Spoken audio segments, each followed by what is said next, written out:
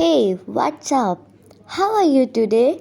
Happy or sad? I'm not sure about that. I hope you are happy. Here we start our part 2 of Transport and Plant. Let's get straight into it. Today thought is never stop learning because life never stop teaching. Okay guys? हाँ जी, तो आज हम start करेंगे अपनी कहानी mean of transport से। कैसे start करने वाले हैं कहानी आज हम मीन ऑफ ट्रांसपोर्ट से। सबसे पहला जिसके अंदर क्या आता है, डिफ्यूज़न।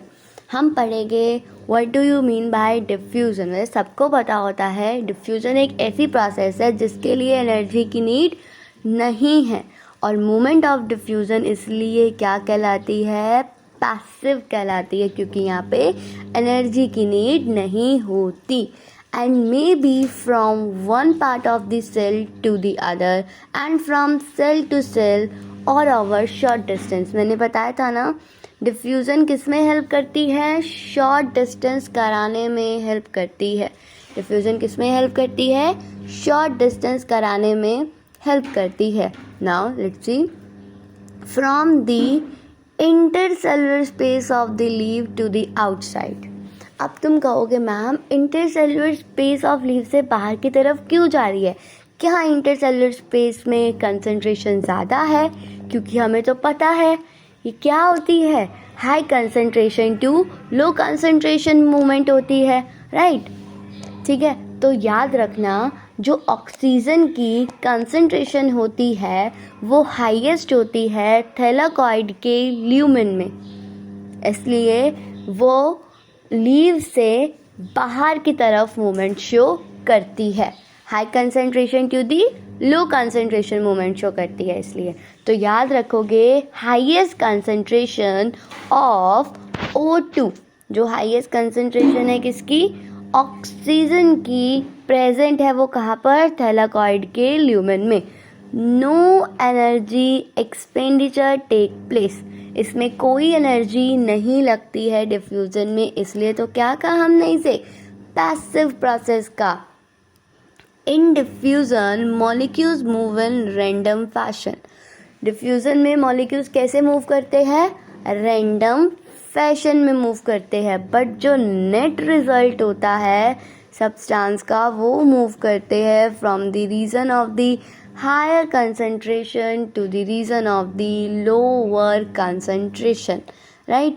एंड डिफ्यूज़न जो होती है वो एक स्लो प्रोसेस है और ये डिपेंड नहीं करती है लिविंग सिस्टम पर।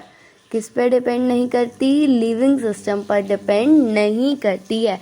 और हमें पता है डिफ्यूज़न किसका होता है, ऑब्वियसली गैसेस एंड लिक्विड्स का ही होगा, सॉलिड का तो हो नहीं सकता, बट सॉलिड के अंदर ज़रूर होता है। देखो वही लिखा हुआ है, diffusion in solid is more likely rather than of solid. समझे इसका मतलब, डिफ्यूज़न सॉलिड के अंदर तो होता है, कंटेनर तो सॉलिड का ही होता है ना, is more likely rather than of solid, मतलब सॉलिड के अंदर होगा बट सॉलिड का नहीं होगा, राइट? तो ये पॉइंट याद रखना, ये बहुत इंपॉर्टेंट लाइन होती है एनसीईआरटी की, नीट में क्वेश्चन भी आता है इसके ज़रिए, ओके? एंड देखो diffusion is very important to plant. क्यों इम्पॉर्टेंट है, क्योंकि ये ओनली मीन है गैसियस मूवमेंट का within the plant body, okay? Now diffusion rate किन किन चीज़ों पे डिपेंड करता है, ये बहुत इंपॉर्टेंट पॉइंट है, एनसीईआरटी बेस्ड क्वेश्चन भी आता है।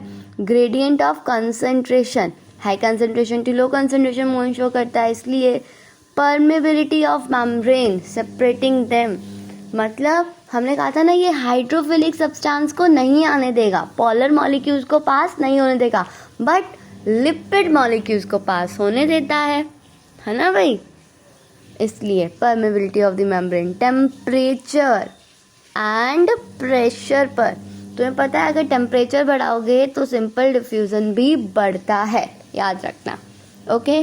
डिफ्यूज़न समझ आया तुम्हें क्या होता है, याद रखना ये डाउन हिल है, जो कि अलोंग कंसंट्रेशन ग्रेडियंट होता है। डाउन हिल का मतलब होता है along concentration gradient and up hill का मतलब होता है against concentration gradient. Okay, diffusion एक स्लो प्रोसेस है, is not dependent on living system.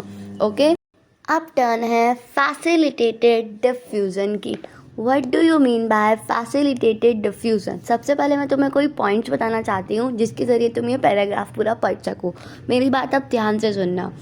Facilitated diffusion क्या कराता है? ये हाइड्रोफिलिक सब्सटेंस को पास कराता है अक्रॉस दी मेम्ब्रेन, उनके चैनल्स बनाकर, और वो चैनल्स किससे बनते हैं? प्रोटीन से बनते हैं।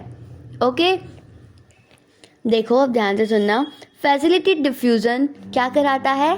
चैनल्स बनाता है ताकि Na+ आयंस एंड ग्लूकोज पास कर सके मेम्ब्रेन से, और ये पैसिव प्रोसेस है, डाउनहिल होता है। वही high concentration to low concentration require करता है। क्या रिक्वायर करता है? किसको? चैनल्स को रिक्वायर करता है ताकि मॉलिक्यूल्स को पास करा सके। चैनल्स किसके बने होते हैं? प्रोटीन के बने होते हैं। इसलिए ये प्रॉपर्टी शो करते हैं saturation, specific, inhibition and control. Okay, now देखो, as pointed out earlier, a gradient must already be present for diffusion to occur। हमें पता है ग्रेडियंट तो होना ही चाहिए ना अगर डिफ्यूजन करानी है, क्योंकि ये पैसिव प्रोसेस है, high concentration to low concentration ही होगी, राइट। फिर कहता है जो डिफ्यूजन रेट है वो डिपेंड करता है साइज ऑफ दी सब्सटेंस पे। जो डिफ्यूजन रेट है वो किस पे डिपेंड कर रहा है?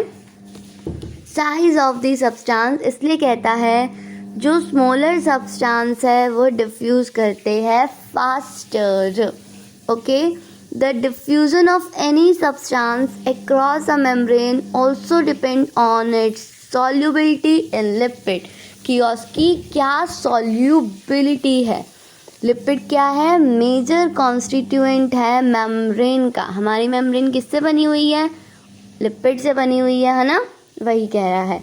इसलिए लिपिड में कितना सब्सटेंस सॉल्यूबल है उसी पे डिपेंड करता है कि कौन से सब्सटेंस इजीली डिफ्यूज हो सकते हैं क्रॉस द मेम्ब्रेन और कौन से सब्सटेंस फास्टर मूव कर सकते हैं, फास्टर और slower. Okay, and size of substance के बारे में बता दिया, ये पॉइंट याद रखना। डिफ्यूजन रेट किस पे डिपेंड करता है? साइज ऑफ द सब्सटेंस पर एंड सॉल्युबिलिटी इन लिपिड्स पर। Okay, let's proceed. Substance soluble in lipid diffuse कर जाते हैं क्रॉस द मेम्ब्रेन फास्टर, वही पॉइंट आ गया। बट जो सब्सटेंस हाइड्रोफिलिक मॉइटी फेस करते हैं वो डिफ़िकल्टी पास कर सकते हैं मेम्ब्रेन से, इजीली पास नहीं कर सकते मेम्ब्रेन से। तो इसके लिए क्या प्रोवाइड होंगे? चैनल्स प्रोवाइड करे जाते हैं, राइट। देखो, इसलिए इनकी मूवमेंट को क्या कर दिया जाता है? फैसिलिटेट कर दिया जाता है। अब देखो क्या है, मेम्ब्रेन प्रोटीन्स प्रोवाइड करते हैं साइट एट विच सच मॉलिक्यूल्स क्रॉस दी मेम्ब्रेन, जिससे मॉलिक्यूल्स क्या कर सके? क्रॉस कर सके। ओके, ये देखो ये क्या लगे हुए हैं? ये मेम्ब्रेन है, ठीक है। और जो ये है क्या है? ये होता है ट्रांसपोर्ट प्रोटीन। ट्रांसपोर्ट प्रोटीन बोले तो चैनल। ओके, चैनल बोलते हैं इसे, कैरियर भी बोलते हैं। ओके, नाउ देखो ज़रा, ये प्रोवाइड करेगा site such molecule cross the membrane. They do not setup concentration gradient. ये कोई कंसंट्रेशन ग्रेडियंट सेटअप नहीं करेंगे। Concentration gradient must already be present for molecules to diffuse even if facilitated by the protein. इसी को बोला जाता है facilitated diffusion. Okay guys, so next paragraph पढ़ते हैं अब हम। इन फैसिलिटेटेड डिफ्यूजन क्या कह रहा है? In facilitated diffusion special proteins help करते हैं move substance across membrane without expenditure of ATP energy. कहता है फैसिलिटेटेड डिफ्यूजन में कोई एनर्जी नीड नहीं होती है सब्सटेंस को मूव कराने के लिए। फैसिलिटेड डिफ्यूज़न, एक सेकेंड इसे इरेज कर लेते हैं. Okay. Facilitated diffusion cannot cause net transport of molecule from low concentration to the high concentration क्योंकि ये रिक्वायर करती है input of energy. Transport rate reaches maximum when all protein transporters are being used. इस process को कहते हैं saturation. अब मेरी बात ध्यान से सुनना, इसका मतलब क्या है. मेम्ब्रेन होती है ना, आउटर मेम्ब्रेन होती है, इनर मेम्ब्रेन होती है. आउटर मेम्ब्रेन पे चैनल्स लगे होते हैं, मैंने तुम्हें बताया है ना. जो चैनल्स है ना, जैसे कि चैनल्स है, उससे जब मैंने बोला कि ये Na+ का चैनल है, इससे क्या पास होगा, Na+ के मॉलिक्यूल्स पास हो गए. मैं कहती हूँ 1 मिनट में एक Na मॉलिक्यूल लग रहा है और कितने चैनल्स है मेरे पास, 5 चैनल्स है. तो 1 मिनट में एक्चुअल में कितने मॉलिक्यूल्स निकल सकते हैं Na+ के, कहोगे 5 मॉलिक्यूल्स निकल सकते हैं Na+ के. उससे ज़्यादा तो नहीं निकल सकते ना, क्योंकि हमारे पास चैनल्स ही उतने हैं, है ना भाई. हम कहे कि हमारे पास चैनल्स ही उतने हैं तो हम ज़्यादा कैसे बता दें, है ना भाई. तो इसलिए बोला जो ट्रांसपोर्ट रेट है वो डिपेंड करेगा किस पे, प्रोटीन ट्रांसपोर्टर्स पे. जितने प्रोटीन ट्रांसपोर्टर्स लगाओगे उतना ट्रांसपोर्ट रेट इंक्रीज करेगा. बट तुम ये नहीं कह सकते कि ये कंसंट्रेशन के भी डायरेक्टली प्रोपोर्शन है. Na की कंसंट्रेशन बढ़ा तो तुम्हारा ट्रांसपोर्ट रेट थोड़ा ना बढ़ जाएगा, क्योंकि चैनल्स तो उतने ही हैं, है ना भाई. समझ आया. इसका मतलब होता है ये सैचुरेशन. और याद रखना कब इंक्रीज होती है और कब इंक्रीज नहीं होती. ओके.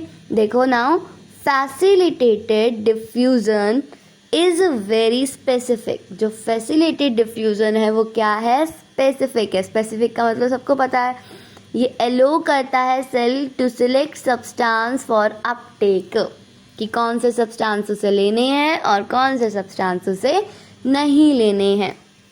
और ये सेंसिटिव होता है इनहिबिटर से. Sensitive to inhibitor. किससे सेंसिटिव होता है ये, इनहिबिटर से सेंसिटिव होता है. ओके. नाउ आगे देखते हैं. The protein form channels in the membrane for molecules to pass through. क्या कहना चाहता है, जो प्रोटीन है वही फॉर्म करते हैं चैनल. मैंने तुम्हें बताया था, है ना, मेम्ब्रेन में, ताकि मॉलिक्यूल क्या हो सके, पास हो सके. ताकि मॉलिक्यूल क्या हो सके, पास हो सके. सम चैनल्स आर ऑलवेज ओपन. कुछ चैनल्स हमेशा ओपन होते हैं, बट अदर चैनल्स को हम कंट्रोल भी कर सकते हैं थ्रू पोटेंशियल और हार्मोन के ज़रिए. ओके. देखो ये पॉइंट रह गया, सॉरी कोई प्रॉब्लम हो गई थी, आई एम रियली सॉरी. देखो ये क्या कहना चाहता है, सेंसिटिव है इनहिबिटर से. और जो इनहिबिटर्स होते हैं ना, वो प्रोटीन की कौन सी साइड से बाइंड करते हैं, वो करते हैं प्रोटीन की साइड चेन से बाइंड. किसे करते हैं, प्रोटीन की साइड चेन से बाइंड करेंगे. अगर तुम्हें क्वेश्चन आता है कि इनहिबिटर्स जो है कहाँ पर आकर लगते हैं, कहाँ पर आकर लगेंगे चैनल के, तो तुम कहोगे प्रोटीन की साइड चेन पर लगेंगे. कहाँ लगेंगे, प्रोटीन की साइड चेन पर आकर अटैच होते हैं. राइट. देखो चैनल्स किससे बने हैं, प्रोटीन से, तो उसके पास भी लास्ट में NH2 ग्रुप होगा, COH ग्रुप होगा, तो साइड से ही वो भी इनहिबिटर आके उसे, उसकी एक्टिविटी को ख़त्म कर देता है. ये कह सकते हो तुम. ओके. ये पॉइंट हो गया. Some channels are always open, other can be control. बता दिया किसके थ्रू हम कंट्रोल कर सकते हैं. और कह रहा है कुछ चैनल्स लार्ज होते हैं जो लोग करते हैं वैरायटी ऑफ मॉलिक्यूल्स, ताकि उससे क्या कर सके, क्रॉस कर सके. जैसे कि पॉरीन का एग्जाम्पल ले लो. किससे बना हुआ है, प्रोटीन से बना हुआ है, जो फॉर्म करता है लार्ज पोर को. कहाँ पर, outer membrane of the plastid, mitochondria and some bacteria, जो एलो करते हैं मॉलिक्यूल्स को up to the size of small protein to pass through. Okay. And देखो क्या कहता है देन 11.1 फिगर फैसिलिटेटेड डिफ्यूजन की. देखो कैसे एक्स्ट्रा सेलुलर मॉलिक्यूल बाहर है, ये है एक्स्ट्रा सेलुलर मॉलिक्यूल, ये है outer side. Okay, extra cellular molecule बाहर होगा।